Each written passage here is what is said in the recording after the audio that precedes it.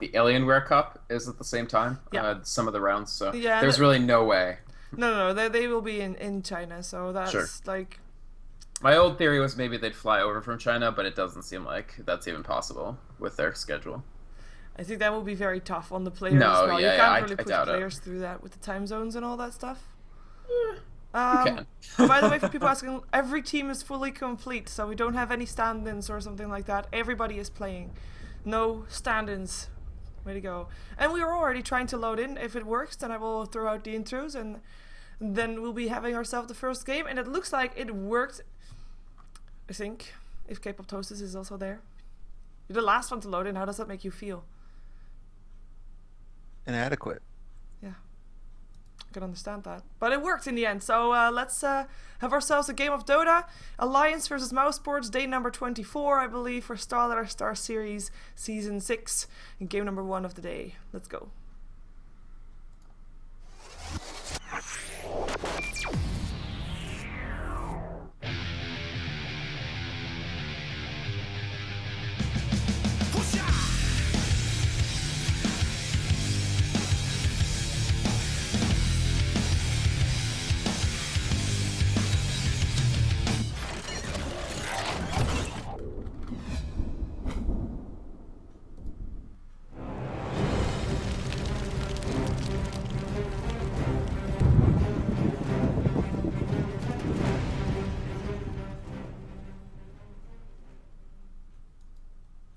Hello and welcome to the first game of the day. It is day number 24 in StarLadder Season 6.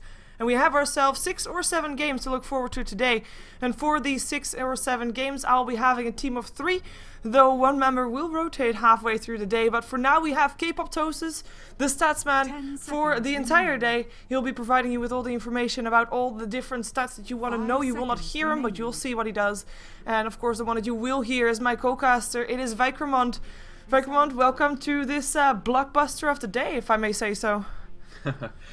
Thanks, Sheever. I'm really, really happy to be here. This is an incredibly exciting game. One of the best games left on the regular season slate. Alliance, Mouz, 2 of the 3 strongest European teams on the scene right now. Alliance, still an extremely dominant performance after their return from their win at the G1 Champions League. And Mouz Sports, one of the few teams that's actually been able to beat Alliance with any degree of regularity. And I mean, as you were saying pre-game, Sheever, Mouz needs this win a heck of a lot more than Alliance does. Yeah, because Alliance has already secured their spot to Kiev, so they, like, it doesn't matter if they lose all their remaining matches, they will still be in that top 4, and they will still be going to Kiev for the LAN finals in the start of July. For Mouse Sports, however, they still have a couple of games to play, including this one up against Alliance, so that's not a very easy opponent to take on. They also have a game against Na'Vi tomorrow, and they already have 3 losses to their name. They lost against Rock's Kiss, I believe they lost against IC Cup, and I mean, that's not somewhere where you want to be. You need to get those wins in. You need to be able to be in the top 4, and Mouse Sports, a team that we know can do it. They just have to bring it to the table, and because they lost to what some might call normally the lower teams on paper, they will have to beat the ones that are on top. Right. And Mouz employing an interesting drafting strategy already. They let Lifestealer and Lone Druid through the first phase, something that we've seen quite a few teams do against Alliance lately, and sometimes Alliance is able to snap up both of those heroes, which just leads to even with the nerfs placed to both Lone Druid and Lifestealer, they form an incredibly strong team. But here, actually, Alliance only manages to secure the Lifestealer for Lotus, since, of course, Quakwa, very good Lone Druid player as well. Mouz sort of tactically lets 2 of those heroes through, forces Alliance to pick one, secures the other for themselves, as well as a Bane for Pos to try to deal with the Lifestealer. Yeah, we did have a Wisp ban out, which I find kind of interesting, because Alliance actually has had 2 games recently where they lost with the Wisp picked up. One against Virtus Pro and one against Fnatic. So, well, Mouse Sports probably still don't want to be forced into that position where you have to just go 5-manning, or at least be forced into a certain playstyle because that Wisp is on the map. But still interesting to see that he is, regardless of recent results, still first ban material. The Darkseer gets picked up here by Alliance, something that we don't normally see, I have to say, because normally we see Nature's Prophet on the off lane, or aggressive tri lane, or Lone Druid solo somewhere. But interesting, alliance with the Darkseer. Yeah, Darkseer, not one of the heroes that Bulldog is most famous for. That said, I think this is a perfect time to be adding, especially now that they're secured to go through StarLadder. And Darkseer is an incredibly high-tier hero. If Bulldog doesn't have that much tournament experience playing him, why not get some experience now? He's so versatile. He's going to be a useful hero to have in your repertoire for TI3 because...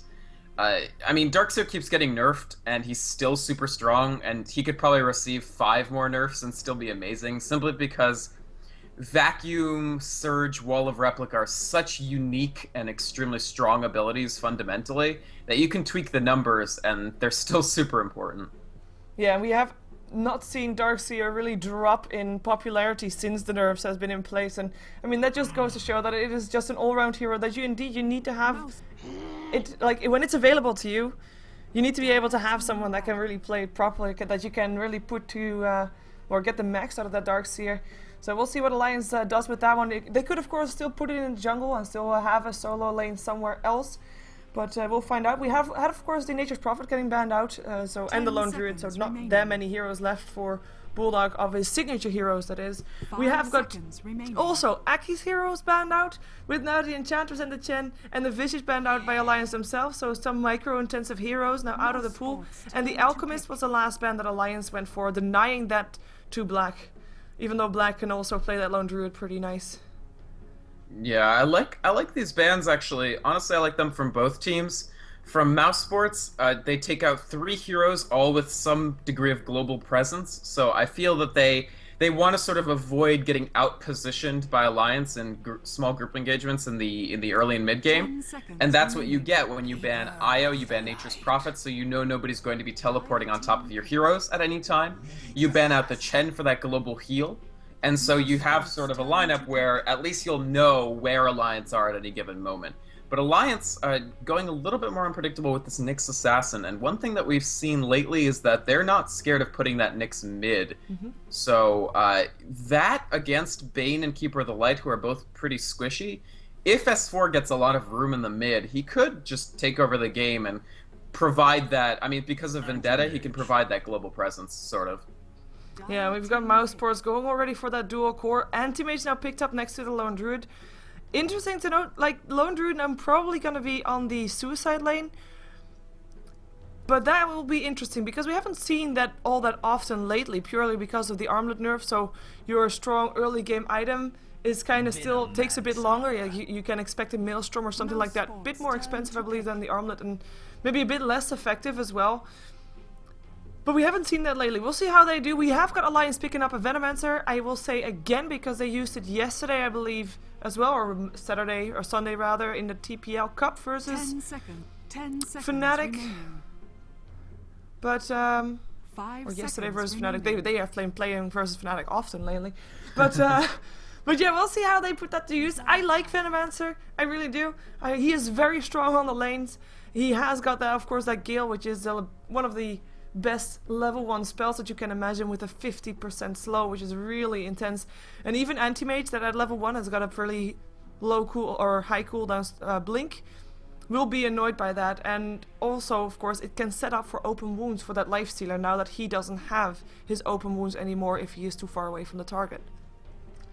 Yeah, definitely Venomancer, kind of a high-risk laner, because he's quite slow himself. He can be killed easily. But you're absolutely right, Sheever. I mean, once he puts that slow down, it becomes much easier for Lifestealer to land open wounds. Anti-Mage, if in the safe lane, will usually survive, because he can still blink to the tower. But if they sort of catch him out, then he'll still be slowed after the blink. You can catch up with some of these faster heroes that Alliance has. So this is definitely a scary lineup brewing for Alliance, and one nice thing is that they don't have to commit to the Nyx Assassin position yet, so Mouse Sports will probably feel pressured to ban an S4 hero anyway. So yeah, so they ban Dragon Knight. So it's not entirely clear whether Alliance takes a solo mid with their last pick or a support, and so Mouse Sports' 5th ban basically has to be in the dark. Yeah, and Alliance, when they ban out the solo mid, because that is what Mouse Sports lacks so far. They lack a hero for Fada. We have actually seen Fada going for the Age Deprivation solo mid secretly. I hope that, well, it's not secret anymore, but I hope that he'll pick it up. Although, if you look at the combination of heroes, it doesn't really bring any extra, like, synergy between the heroes that they have. So unfortunately for me, it probably won't be that one. Mhm. But we'll see. They have got the first pick right now, which means that Alliance last pick will be a complete surprise to Mousesports, as in they don't have any time to anticipate on it with different hero picks. So we'll see if Alliance can throw Mousesports a curveball, as Mousesports go for the puck themselves, which is basically one of the safest solo lanes, solo mid lanes Yeah. that you can get next to the Queen of Pain. Is just it's a counter to almost everything with that mobility and silence and everything. It's quite safe, and it also dissuades Magnus a little bit. You can still go Magnus into a puck, but it's certainly not a favored lane for Magnus. I think Mousesports would have taken the Beastmaster if it was there, so it's actually a very good ban from Alliance. We've seen Fata play Beastmaster mid quite a bit recently, and considering Alliance right now are mostly focusing on farming up Lifestealer, Beastmaster would have been an excellent complement to the Bane just to completely shut the Lifestealer out of fights. Puck is going to have a much harder time doing that.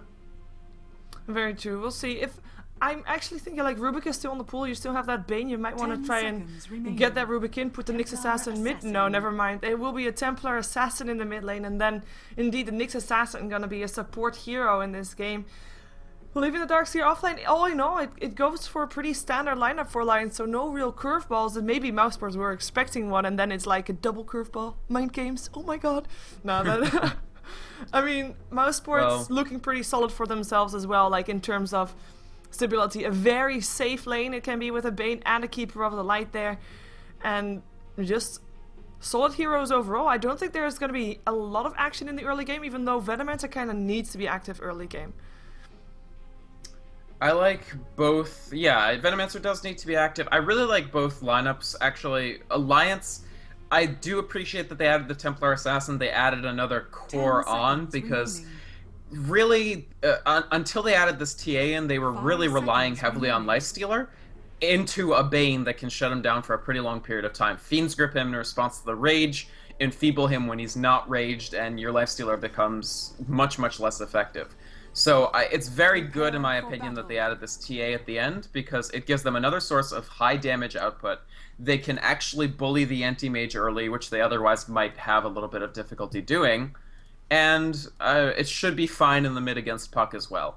So Alliance, for me, I think this is now, with the TA, a very solid lineup. It's just a matter of securing the laning phase and preventing Black from farming, is really what it boils down to. Yeah, and I think that last one will be a pretty tough thing to do, preventing Black from farming.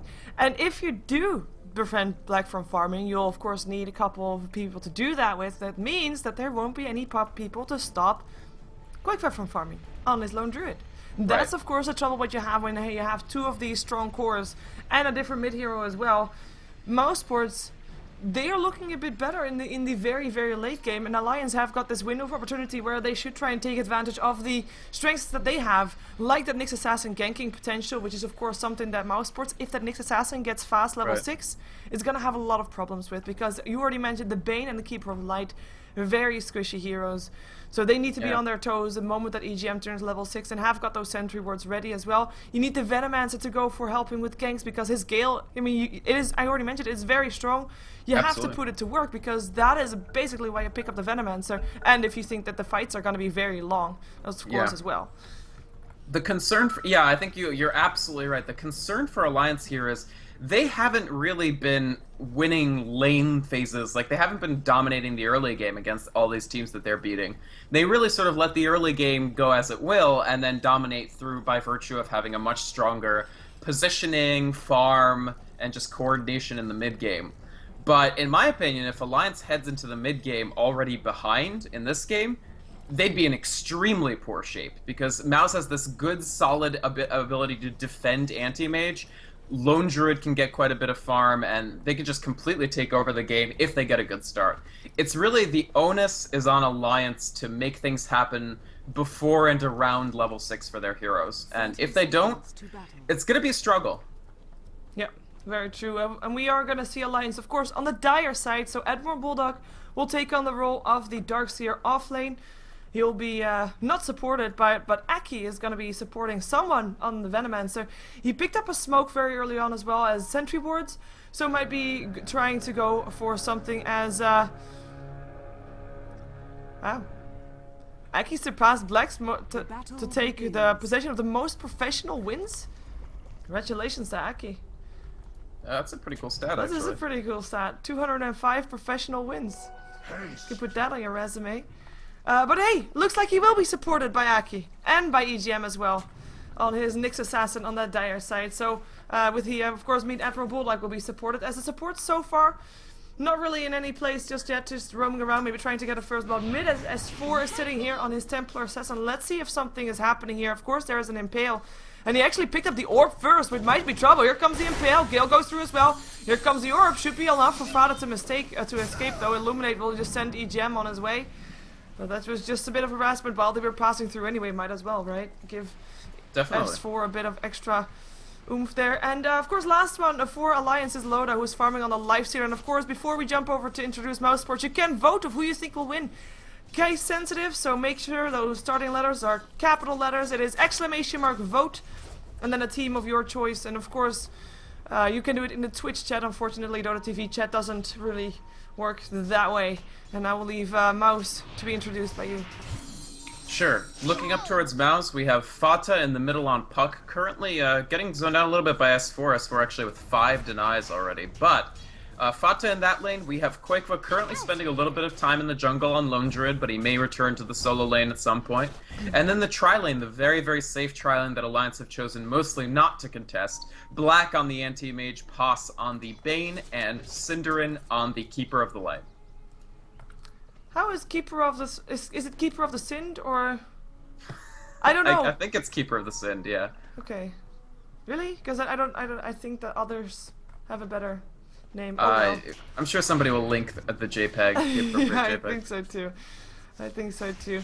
But yeah, I think the mid lane will be the lane where we're spending most of our attention, unless of course we will see more supports ganking. Though who are you gonna gank at this point? I mean, we already saw that S4 really can get away real easy. You only have one shutdown, and even though the Gale slow is amazing, if Fada gets away with his orb, you can't do anything against it anyway. So Fada kind of ruled out for a ganking target. Until there's more ranks of Nyx Assassin spells, I don't really see an easy gank coming on Fata, simply because you're right, they only really have the Impale right now, and that's not enough stuns to actually kill Puck. Once they have, say, level 2 Impale and level 1 Carapace, maybe, because you could put yourself in the path of the orb and then Carapace, so that the orb causes the Puck to be stunned. Yeah. But that's about the only way I see that happening. And honestly, just not a lot of stuns in this game in total. Mouz have Entangles and Bane, and Alliance really have just Nyx Assassin. Yeah, and of course, the Bane, he has got that Nightmare, which is a great disable, but you can't really attack the target while he is Nightmare. So, yeah, basically the only real solid disable then is the Fiend Script, as we do have a courier standing around Fada now. He's being sent back there very slow with the empty bottle. In the meantime, we have got Alliance. They go for some early game advantage, not by taking ganks, not by taking kills, but by taking a tower. And look at these Venomancer wards doing the works here.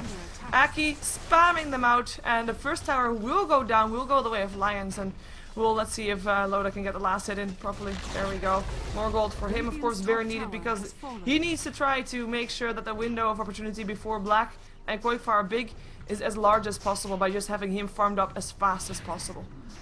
Right, and by virtue of having sort of exiled Quakefoot to the jungle and taken this early tower, I think they give themselves quite a bit of a cushion. So Loda's going to get good farm. They cleared out the tower, so it's very difficult for Mouz to attempt to punish this. And overall, I think it's a very good start for Alliance, especially if you also look towards mid, where I gotta say S4 is substantially outlaning Fata. It's not the easiest lane for Puck, actually, but still, I mean, S4 20 for 10. Quakequest 13-4, 6 extra denies and about 7 more last hits is quite substantial. It's about half a level, as well as some farm. Boots versus no boots right now. Yeah, and that's of course, well, I think, well, Aki's pretty rich. The tower going down is very nice for the supports for Alliance. They will put them on an edge. They will be able to gank around more than they were before, as I just was distracted by the shoutouts for Matrim and by all lag for everybody at some point. Apparently for all sides, but yeah, I think that with this tower advantage, we might see the supports of Alliance go for a bit more aggression, because, for example, Aki does have the money now to buy boots.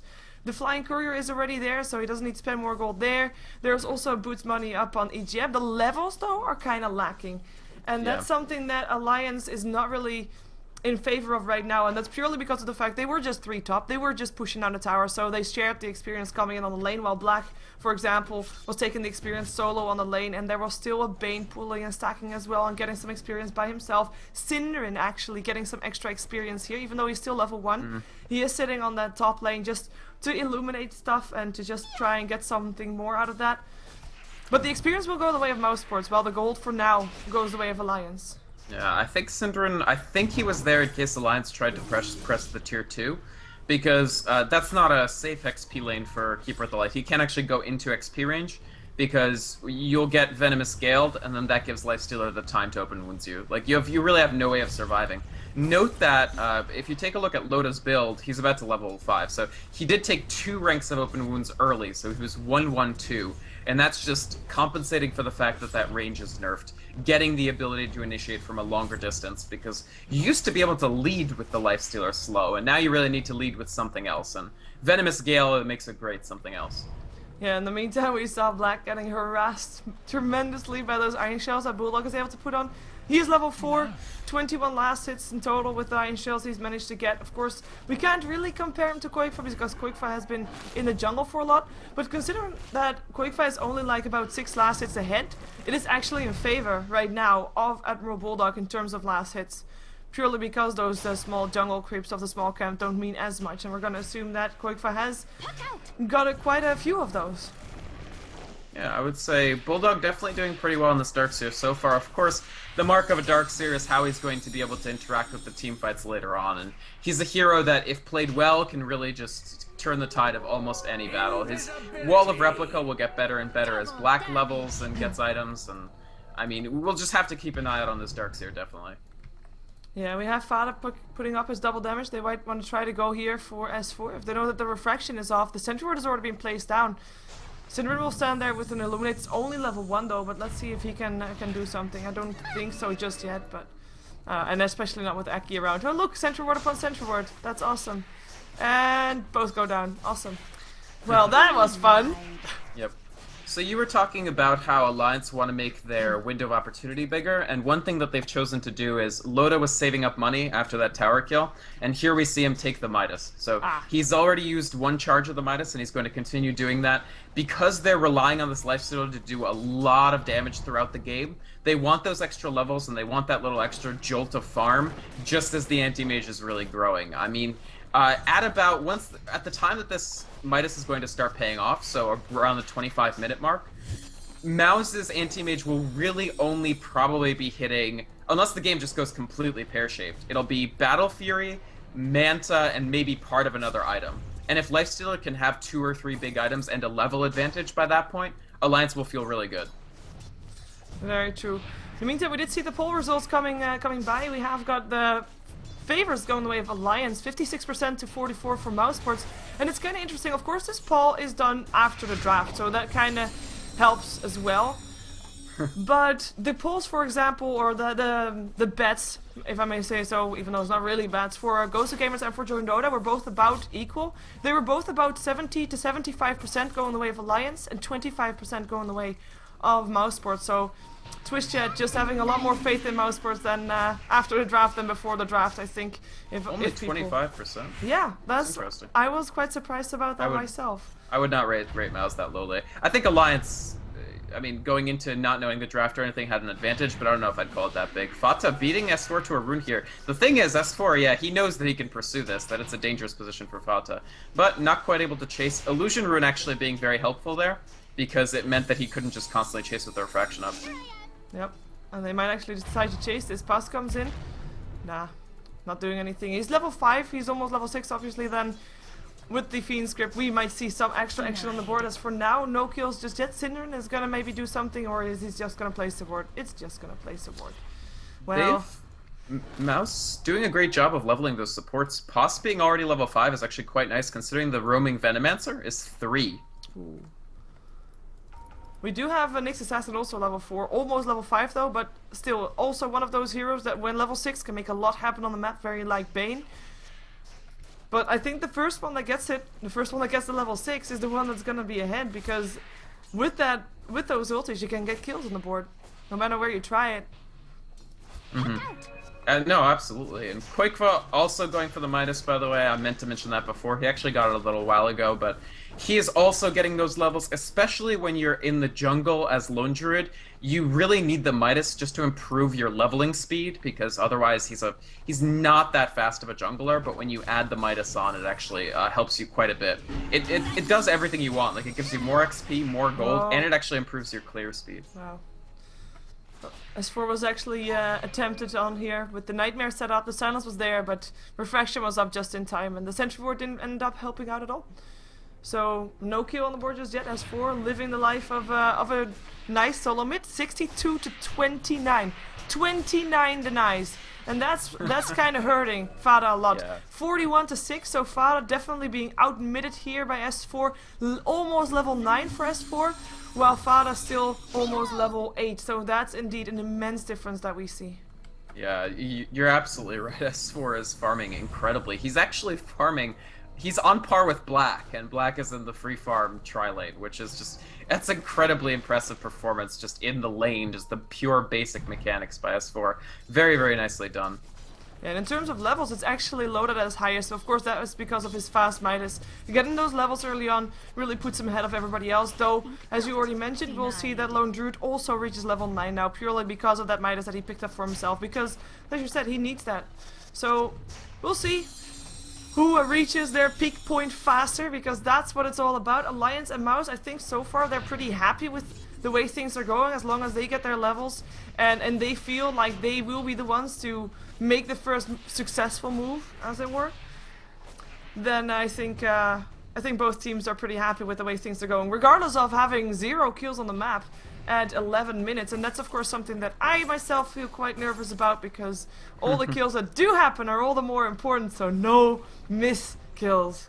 Who were the teams that had the 23-minute first blood the other day? I think Mouz was involved. I don't know. It wasn't in StarLadder, I was probably casting. I think it was the defense, but there was a 23-minute first blood, and I definitely know that Mouz was one of the teams, so they are accustomed now to these extremely long no first blood games. At this point, yeah, Black just zoning Admiral Bulldog out. I think Admiral Bulldog is going to find that he can't get any more XP in this lane pretty soon, and that's unfortunate, because Darkseer, check out the level between Darkseer and Lone Druid. Not good for Alliance. Not good at all. Level 5, and even though a level 6 with the Darkseer doesn't really matter, at some point when your team decides to want to fight, you have to have that wall of replica no matter what level you are in. Yeah, at this point it's Vac too. Yeah, it's pretty painful, and I think maybe he should even try to go into the jungle. He is able to harass Black a bit though, like constantly with those iron shells. He is able to put him a bit lower than he would normally be, but he is still doing really well. 83 to 33. We do have a Blink Dagger, by the way, up on S4, and he has already left the mid lane. And this is, of course, I mean, this is obvious, right? For Mouz, where it's like, Miss Mid, yay. Mid has actually got Venomancer getting some levels. Nyx with Lifestealer inside. Yeah, there we go. EGM wants to go for it with the Vendetta, with the level 6. Infest out. Black tries to blink away. We'll be able to do that just barely, but the open wounds is still there. Loda still chasing. Couple hits needed. One hit more. There we go. Loda with the first blood for Alliance. And the Blink Dagger off S4 not even needed, even though it was a very fast Blink Dagger, as we just saw. Excellent play from Alliance. I mean, you mentioned they have to watch out for when that Nyx Assassin hits level 6. And Mouz returning by trying to get the mid tower, but it doesn't seem like they'll even chew through they it. They might actually be in some trouble here. Quakefa getting slowed down. This bear means a lot here. Nightmare up on EGM. Illuminate will eat him up, as well as EGM with Puck getting the last hit. Cinderin might pay for that one in the end. Blink forward from S4. Gets the kill. Open wounds up on the bear, actually slowing the bear down. Fada still fine. Male damage. Fada not fine at all. Fada dead. S4 running for his life. Getting away from those entangles. It is no entangle, but it's a melt and a blink, and that is gonna be putting Alliance back to 3 to 2. Of course, still 1 kill in favor of Alliance because of that first blood, but in the mid lane, an even trade in the end. 2 supports going down for a support and a solo mid. Definitely something that Alliance can be happy about. Immensely well-timed gank from Alliance. Strike Mouz at the point where you can be strongest relative to them. You have the Vendetta, your Lifestealer is farming very well and high level. Kill the Anti-Mage, get him before Battle Fury. It was unlikely for Black to have finished his Battle Fury by that point. Possibly in a completely free farm lane, but not in an Ion Shell lane. And so they get a pretty easy kill, all things considered, and that delays his Battle Fury substantially. He lost quite a bit of unreliable gold off of that, and now his Battle Fury won't hit the deck until 16 minutes?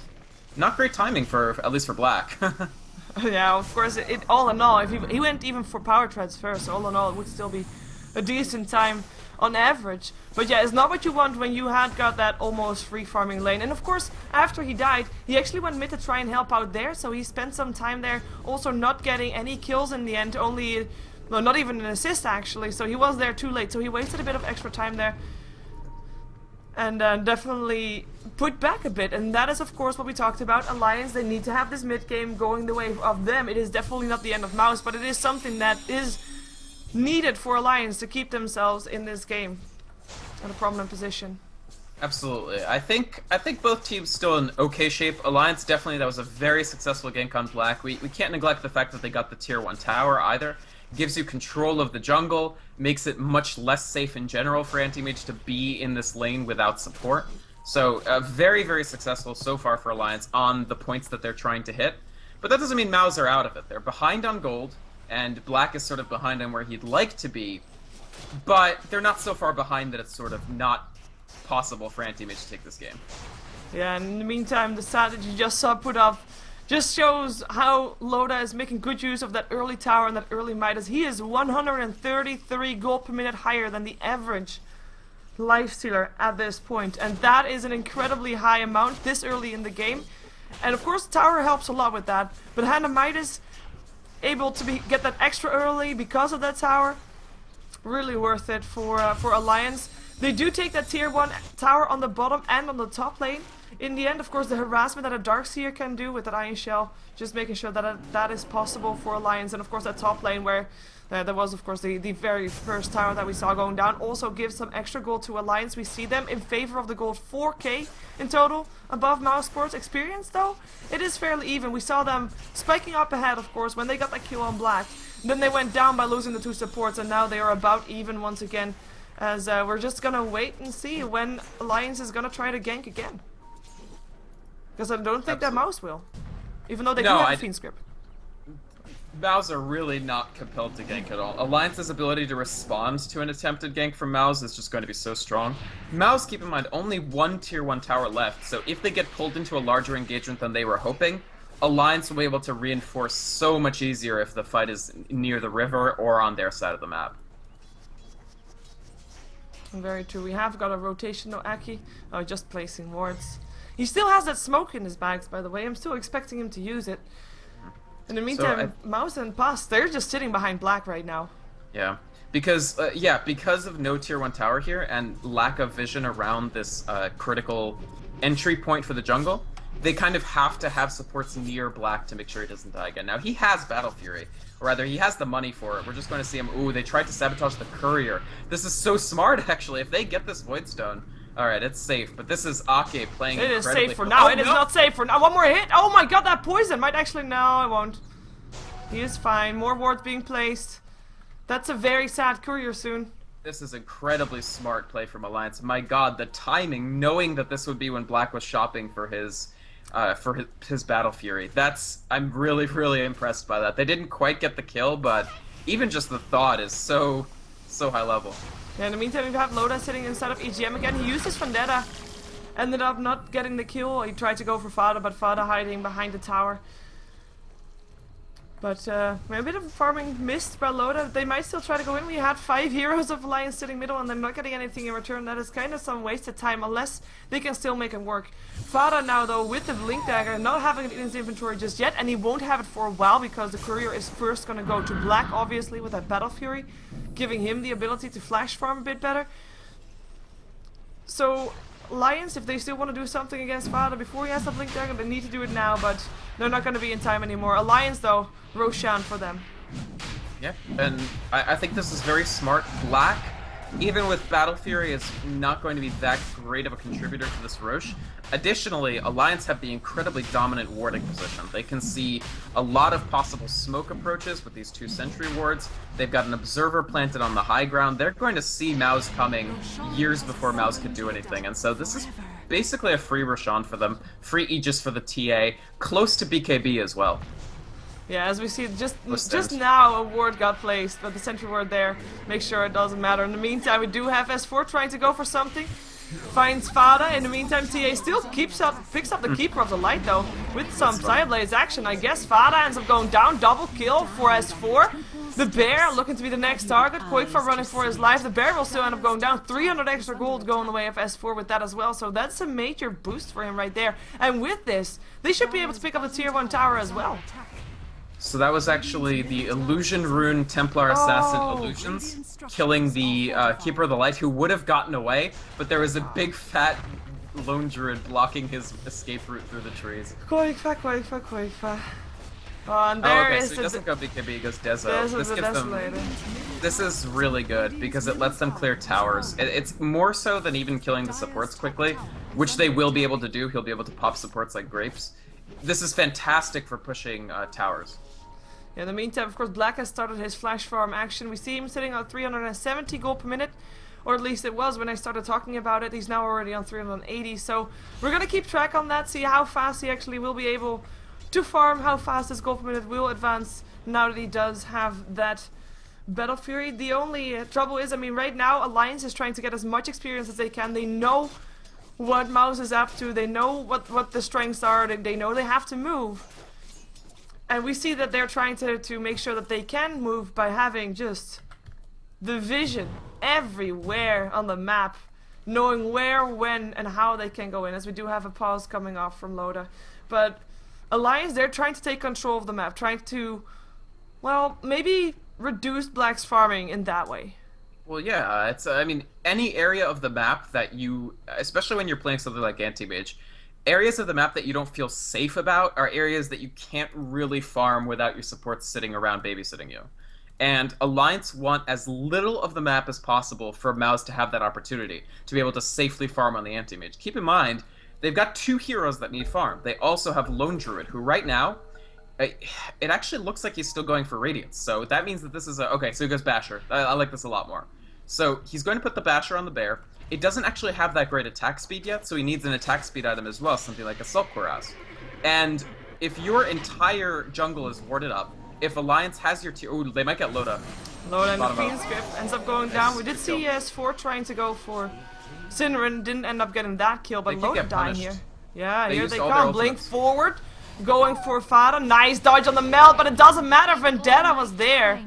And that was a kill going the way of EGM, so really nicely done. They get something in return. Still not worth losing Loda for, though, but maybe they also get a tower. And, of course, the map control. Black, though, he's already on the top lane farming there, knowing that that's the place where Alliance wouldn't look for him. Yeah, what Mouz really need, actually, counterintuitively, is they need the tier 1 top tower more than almost anything. If Black could solo it right now, that would give them so much of an opportunity. They need this tier 1 top tower so that Black has some form of access to the dire jungle. Because the Radiant jungle can almost be written off at this point. Alliance are in complete control, they're even pushing the tier 2. Which means that to get farm, they need the lanes and the top jungle. And for that, they need the tier 1, which they get. So this is an okay tower trade for Mouz, because they weren't going to protect this bottom, and they get 2 towers for it. Yeah, that's worth it. That's giving a lot of gold to also the supports, but also, of course, to Black, who really is in need of that gold right now. He's got 2,800 gold. In the meantime, we have a Blink Dagger picked up by EGM. So it is all falling in place for Alliance. They get those core items up. The question will be, will they be able to act fast enough, and with acting I mean going up high ground and actually winning fights there, before Black is ready to join the fight and, well, kind of roll over Alliance, perhaps if Lone Druid is also with him at that point. Is that me? Sorry, the background noise. No, that background noise is workers outside my house. I'm so sorry. That must be really annoying for you. Yes. Now it's smoking up, so they're gonna try to take control of their own jungle with a smoke, but Alliance are so well warded. Yeah, oh, almost going for that Nightmare there. Fiend Script rather, there is a Fiend Script up again, up on pass. Cooldown off. He's not fast enough. He only has tier 1 boots. There's no Darkseer to give him Surge.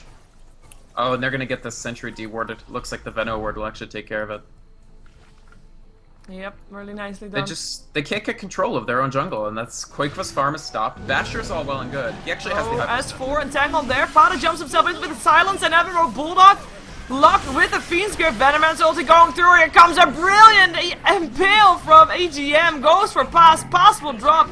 The bear in a lot of trouble. Cinderin still alive here, but won't be for long. Still lands an Illuminate, but it doesn't matter. Double kill for S4, and feeble or not, with a double damage rune, still very, very painful. Goes for Quakeva. Has got a blink in another second. The melt damage will do the job, though no blink needed. He actually still blinks towards Fada inside the enemy's base. Not really where he wanted to be, but well, he's able to stay alive. They're able to get 4 kills, including Black there. And I would say like Impale MVP right there. And Spike Carapace, because EGM, or sorry, S4 was locked in place, Bulldog was locked in place, and even though Bulldog ended up dying, that Impale hit on almost everybody, and that's of course because of the clutch space area they were fighting in. Yeah, EGM has had a fantastic game on Nyx Assassin. Now with the Blink Dagger, gives him so much initiation capability. One smart thing he did in a fight a little bit ago was the actual Vendetta into Mana Burn on Puck, rather than Vendetta into an Impale attempt.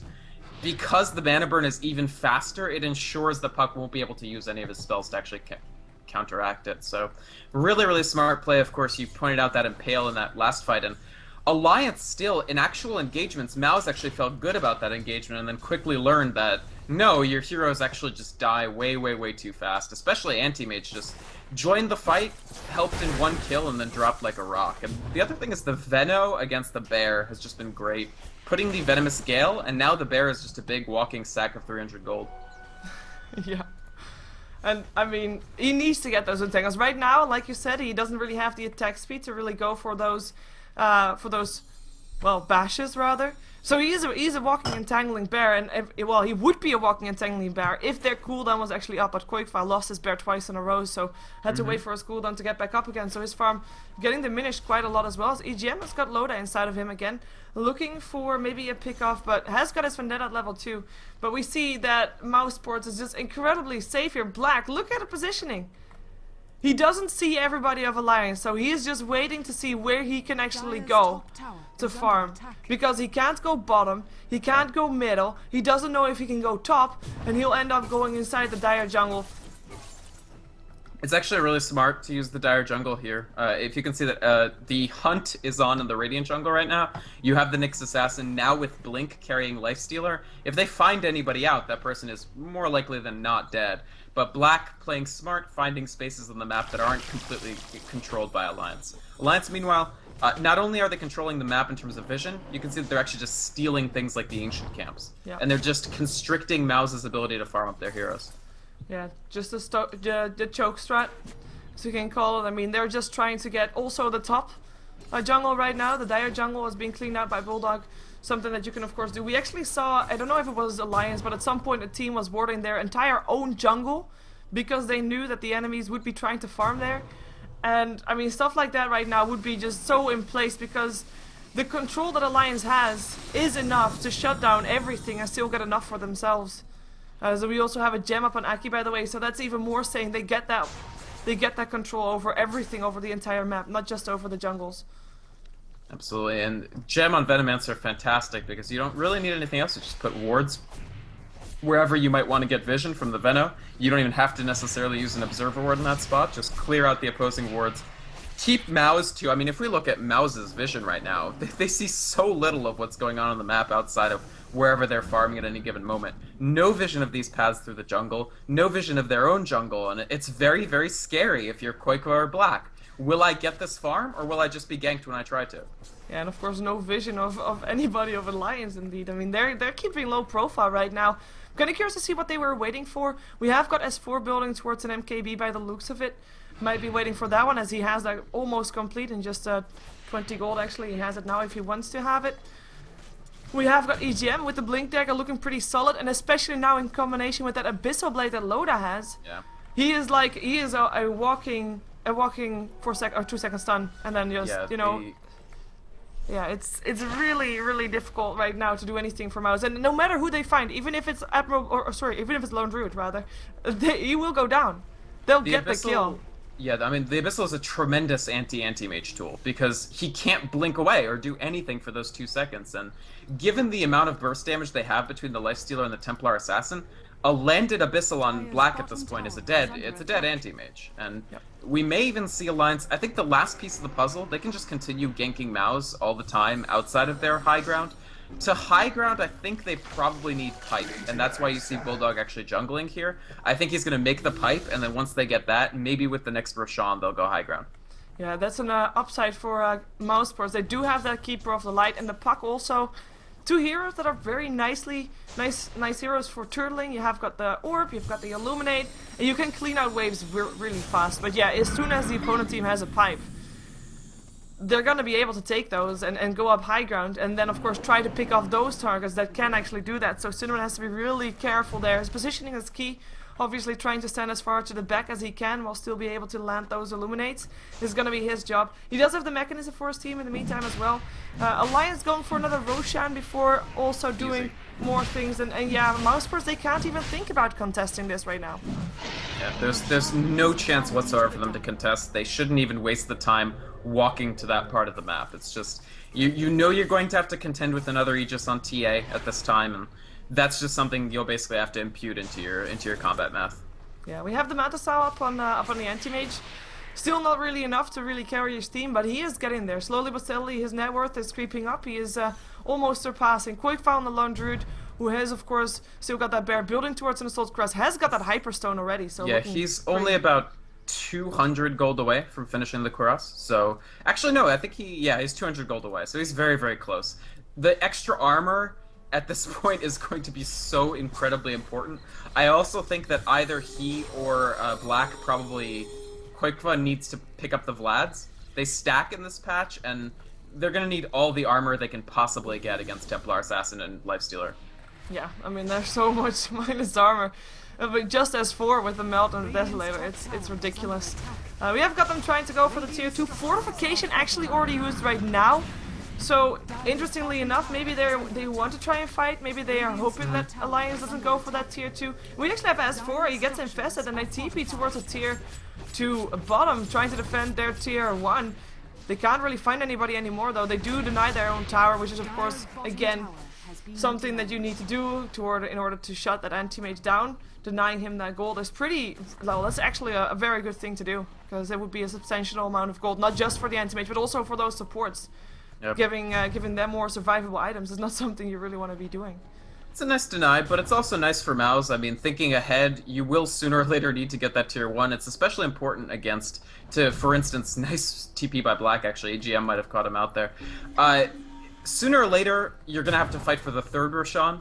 If Mouz wins this game, it's not before the 3rd Roshan happens, and it'll be nice to have the tier 1 bottom tower done then. Not to mention, I mean, it's just a good reinforcement point for Alliance for any fight that happens in the Radiant jungle as well. So for Mouz, just in general, getting those important objectives, regardless of whether it makes them, puts them in a winning position or not, they have to keep their eyes on the ball. Even very, very little things can have a big effect later on for Mouz if they're going to come back into this game. Yeah, we have the Ghost Scepter up on EGM, so survivable items for Alliance. Oh, I'm so scared. Fata jumped on him, but he's able to blink himself away. We had Loda sitting in S4 for a very long time. He actually wasted a bit of his cooldown for his Midas during that, but going up Fata didn't end up killing him off. Well, better luck next time. They still try to do something and feeble up on Loda. With that Illuminate again, I mean, the entire creep wave gone. Vector protection is luckily still gone because of the creeps corpses under the tower. S4 trying to go for the bear. Open wounds are there as well. Illuminate will fly through again, though. They have to be careful. S4 doesn't have a refraction for another 5 seconds, and the tower is really hurting him right now. You don't want to blow your Aegis like that, was what I was gonna say. But they do anyway. Dream Coil, Fara. Not quite sure what you're thinking here. Black initiates as well, but the meld is there. Vacuum into the Dark Seer wall. Black taking a lot of damage, able to blink himself away with the mechanism heal up on there. The bear ends up going down still as Bane goes down and Fada gets picked up on the side, and Black able to get himself alive just in time. S4 gets himself a double kill regardless, with picking up another support for himself, which was Synderen, and that is 3 down. And they are lucky they did not lose more right there, because that was a bit of an awkward engagement coming up from Mousesports. Really? They will lose more in terms of buildings though, because they are not going to be able to defend this right now. What a questionable, just lack of patience from Fata, I have to say there. You got the Aegis good. That doesn't mean you're going to suddenly dominate the next team fight.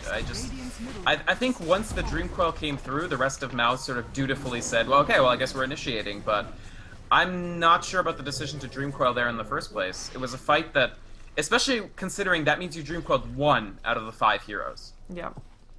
I don't know. And I feel at like that Mouz... position, I mean, it was, again, a very clutch position to be in, and that favors Alliance so much right now, with and the Venomancer, and the Impel, and the Dark Seer will hit everybody almost. Black got no illusion of himself hitting him. If it wasn't for the mech on Mouzeport, which I believe Synderen was able to pop off, even though he ended up dying for getting too close, Black would have died. Yeah. He was so close to death, absolutely. I thought they just swat him down. If they had used the Abyssal on him instead of, did they use it on Fata, or did they use it on Quakwa? Well, one of the two. If they'd used the Abyssal on him, they could have gotten him, but he wasn't right in front of Loda. I don't know, I feel like Mouz put themselves way behind. They were behind, and now they're way behind, with one set of barracks down, Alliance controlling the map, and, I mean, if you just look at the net worth, Lifestealer 4K ahead of Black, Templar Assassin 4.5K. I mean, this TA, MKB Desolator Blink. He has a BKB, I believe, as well in the career. And BKB coming, I think. Yeah, it's scary. Especially now that the BKB's on. It's going to be hard for Puck to set up kills on him. Wow, Sin just going to die to the EGM solo. Nice mech, actually. He might be okay. Yeah, he's okay. Looks to be okay. That was a solo Vendetta indeed. EGM going for the normal build. I say normal build because he doesn't have a Dagon, which is sometimes something that you also see EGM do if he thinks he's really far ahead, but Blink Dagger and Ghost Scepter will be the more safe choice here. I mean, it is all physical damage. They don't have to fight later on with the Bear as well as Anti-Mage, as Fada will TP himself out.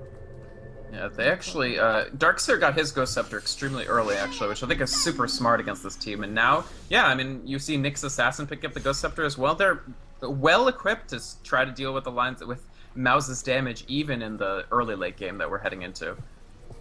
Yeah, we are seeing... Oh, Fata. Again. Trouble. Oh, there goes the Vendetta. Orb is up though, so they will be able to jump himself away. Bulldog jumping forward, Impale will miss because the blinks were synchronized, and Fada. Little face of a nervous face. That was a good Waning Rift. That's the one thing you can do, is as soon as the Nyx Assassin smacks you with a Vendetta hit, you have to Waning Rift. That's actually your only correct move, and Fata did it very well there. Yeah, and they smoke up under a ward from from Alliance. We see the big lines coming up from EGF. There's people smoking right there. It's only 2 though, or 3 rather. We do have Fada smoked up as well as Pass, and the rest actually no, the rest not smoked. So Synderen being left behind. But 2 smoked heroes. Let's see if they can do something with that. Of course, Alliance, they don't really care about that right now. They'll say, you know what, if we lose the tier 2, that's fine. We're just gonna try and go for the tier 3 as Synderen. Gets forced back, and Tangle and bashes S4 in some trouble perhaps, and the Phoenix Appear as well. Here comes Quakefaz as well, and that is a brilliant kill. Overextension at his finest, jumping inside your enemy's base at that time. Oh, Synderen is dead probably though. Yeah, this time he gets him. That's funny. Yeah, Poss gets 900 gold for that. Congratulations on your tier 2 boots, Bane Elemental. You are today's sweepstakes winner. Oh, he doesn't buy them just yet, but yes, it is. Wow, if he buys them, if he buys wards with his money, yeah, he bought smoke and a TP. What a good guy support right there. Oh, good Samaritan indeed. Wow. What are you gonna do with your 900 gold? Oh, I guess I'll buy a town force. I'll support my team even more. Some wards. We have an Assault Grass up on Lifestealer, by the way, so the Assault Grass up on Quakefab won't be, or like will be equalized again with that, as the bear is actually limping himself back to base. A very sad Panda Bear that way. But yeah, Elias, I'm not quite sure what S4 was thinking. He thought probably like, okay, there was a smoke. Everybody has stop. I can do this. I can kill the solo Keeper of the Light. But no, Entangles and Bashes too strong. Oh, EGM again. Synderen, you should know better by now. That's like 3 times in a row of which he killed him twice. Yeah, it's difficult because Keeper of the Light, I think he was just trying to ward. No, he was trying to farm. Oh yeah? Alright. The camp. I wasn't watching because I've written Synderen off at this point. I mean, Keeper of the Light is such a squishy hero against Nyx Assassin. Nyx Assassin is just, he really, really feeds on that coddle, unfortunately, so... it's tough to be like, well, I literally can't leave my base. So what am I doing? Like, what's my purpose in this game if I just sit in base the whole time? But that's kind of what they have to do for at least Synderen and Paz at this point, because if they venture out beyond their base, I mean, what you just pointed out happens. Yep. We do have Black sitting on an Eagle Song, so that is his butterfly on the way. And he's farming still really fast. The downside now is that he also kind of needs to save for buyback. Oh my god, and he's gonna have the hate train coming for him. There goes the slow. He's able to blink himself away and TP out though, and should be able to be just fine. Vacuum gonna miss.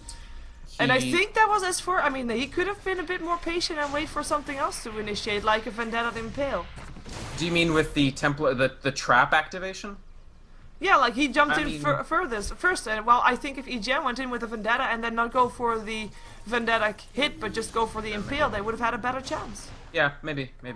Oh, but they're gonna try to go for him again. They know they have to shut him down. In the meantime, Fada able to jump himself back to base. We see that Alliance, they're trying to maintain their grip of this map, and it's getting tougher because Mouse Sports is getting stronger, apart from Synderen. I mean, it's not Synderen's fault. Like, it's at this point, Keeper of the Light is such food. Mouz just, the problem is, yeah, here's the third Roshan, and they're in no better position to contest it than they were in the previous Roshans. Yeah. So yes, Mouz are getting stronger, but I don't know if it's putting them ahead of Alliance, simply because now TA, with a Lifestealer Payload, Black, Koikwa probably actually in a lot of trouble here. Yeah, the Impale goes through there. They need a lot of damage though. The Hex is there as well. They get it. Here comes S4 with the Infest out. And the Melt hit gets the last hit, so really nicely done. That's the Aegis up on S4 indeed. He has got Boots of Travel, that's how he got so fast to the top lane. And once again, they're trying to go for the last tower standing on the map. Last outer tower on Mouse Sports anyway. Tier 2 top lane. It's where it's at. They have Aegis, they have Cheese. Why the heck not, right?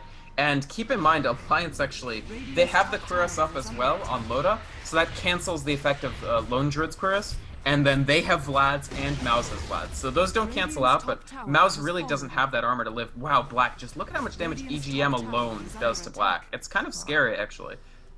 He needs that butterfly and then also kind of like a BKB, actually. Yeah, the thing is that Black has, like, he has good intellect, hilariously enough. Like, he's got 80 int or so. Nyx Assassin, of course, the multiplier is 5 at level 4 mana burn. So he does almost 400 pre-resist damage just on his mana burn. Yeah, we saw Lions just now do a ton of damage to the tier 3 tower here. But the backdoor protection was still off, so it got back up to almost full HP. We have got the butterfly now up, and Koikfa's back alive as well. So will Alliance continue to go in because of that they have that Aegis? Probably. Yes, they are. There they are. There's the tower down. Well, Mouse Sports to jump themselves in. Fada though getting a Spike Carapace instantly and gets eaten up alive. EGM doing what he can. Gets Black on him, gets going down. Bane goes down as well though. Buyback from Fada helps out, but Black takes so much damage even with his butterfly there. Triple kill for S4. Buyback from EGM. This is the second lane of Rex and might even be more. The Aegis is still up on S4 and he just TPs towards the bottom lane knowing that that is the fastest way to get there, and he just tries to go at least take another tier 3 tower. Yeah, it's... and after a very quiet game as Darkseer generally, that was an insane back wall there. And they get Black, and they get Fata. It's over. I mean, Alliance... It is over. They found the timing. They found their perfect timing. Mousesport's not ready yet to fight back. Being shut down sufficiently by Alliance. GG well played as called. Alliance will take this game. Mousesport's in such a tough position. They still want to, of course, make it to Kiev for the LAN finals, but they still have, for example, a match tomorrow against Na'Vi. Also, that one will not be easy, and it is looking tough for them. There's quite some teams, also with 4 to 5 losses, which is now 4 for Mousesports here as well, that are also looking for that ticket to Kiev. Anyway, we'll see another game for StarLadder coming up next. It is TCM taking on IC Cup. TCM Gaming, of course, also a team that you'll see at DreamHack. IC Cup, the team that has made a lot of upsets this tournament. Other games that we'll see today is Fnatic versus Empire, Quantic versus IC Cup, Quantic versus Z-Rage, Fnatic versus Z-Rage, and then last, and maybe not even happening, but we don't know that yet for sure, it is Na'Vi versus 4FC. Anyway, a lot of games for StarLadder coming up, so stick around for more Dota 2 action. And of course, we'll be here for you. We have got K-poptosis, the stats man for today. That's the person that you got all the sets from during this match. We have got Vykromond, who is my co-caster for today. You can all follow us on Twitter at K-poptosis without the hyphen for the Statsman, and of course at Vykromond at Twitter for my co-caster. For me myself, SheeverGaming at Twitter as well, as I'm of course Sheever. We will jump ourselves to the next match though. StarLadder Season 6, day number 24, continuing in just a moment.